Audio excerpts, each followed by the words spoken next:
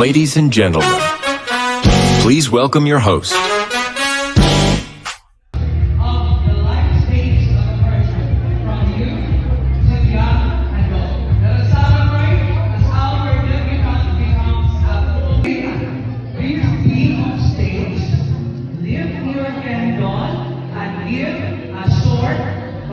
Meaningful message or birthday wishes for our debutante. Yes, thank you so much. Next in line, we have Gary and my Melissa.